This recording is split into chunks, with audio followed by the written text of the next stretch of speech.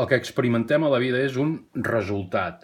Aquest resultat pot venir donat de diverses maneres i en qualsevol àrea de la nostra vida. Per exemple, els diners que guanyem són un resultat. Les relacions que tenim són un resultat. Inclús l'estat de salut és un resultat.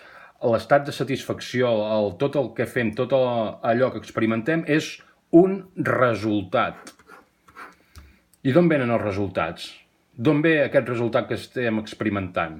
Inevitablement el resultat ve de les accions que fem. Segons siguin les nostres accions, seran els nostres resultats.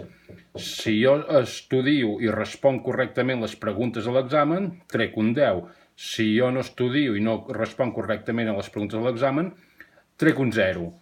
Si jo em comunico efectivament, tinc bones relacions. Si no em sé comunicar, no puc tenir bones relacions. Si faig accions que proporciono valor a d'altres persones, rebo diners. Si no faig aquestes accions o no les sé fer, aquesta quantitat de diners segurament es veurà molt disminuïda. I d'on provenen aquestes accions? El sentiment, de com ens sentim. Si em sento segur, actuo d'una manera i obtinc un resultat. Si sento por, actuo d'una altra manera i obtinc un altre resultat. És a dir, si em sento segur, faig l'examen amb confiança i per tant responc bé i trec un 10.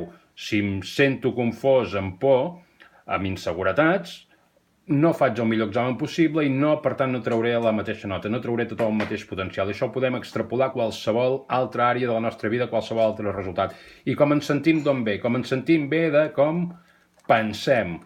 Tal com pensem, sentim. Si penso que puc, em sento segur. Si em sento segur, actuo amb determinació i amb correcció i obtinc un bon resultat. Si penso que no puc, em sento insegur. Si em sento insegur, actuo amb inseguretat, per tant, no trauré la meva millor versió i no podré obtenir el millor resultat. I això ho podem portar als diners, a les relacions, a la salut, a la realització personal o qualsevol cosa que estiguem experimentant a la vida. És a dir, resultat, gol, faig gol. Què vol dir que faig gol? Que he actuat correctament, he fet el gest tècnic correcte per colpejar la pilota i poder marcar. Per quina raó ho he fet així? Perquè em sentia d'una determinada manera, potser, per exemple, amb confiança i seguretat. Per sentir-me amb confiança i seguretat, què pensava? Estava enfocat en el partit i crec que puc.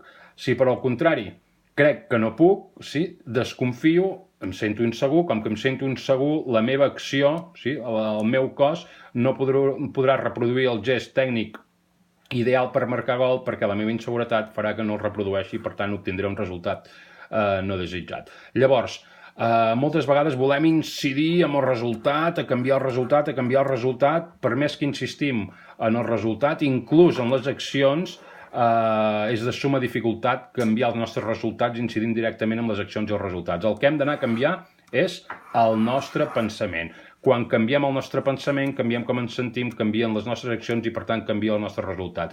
Si volem abundància i prosperitat, hem de tenir pensaments d'abundància i prosperitat. Si volem salut, hem de tenir pensaments de salut. Si volem bones relacions, hem de tenir pensaments de bones relacions. Llavors, la clau està en el pensament. On hem d'anar a treballar és amb nosaltres mateixos a generar uns pensaments adients amb els resultats que volem obtenir. I si pensem d'aquesta manera, estarem creant un estat intern, un sentiment d'aquesta manera, amb aquesta direcció. I el resultat final, més tard o més d'hora, si tenim paciència, recollirem el resultat desitjat.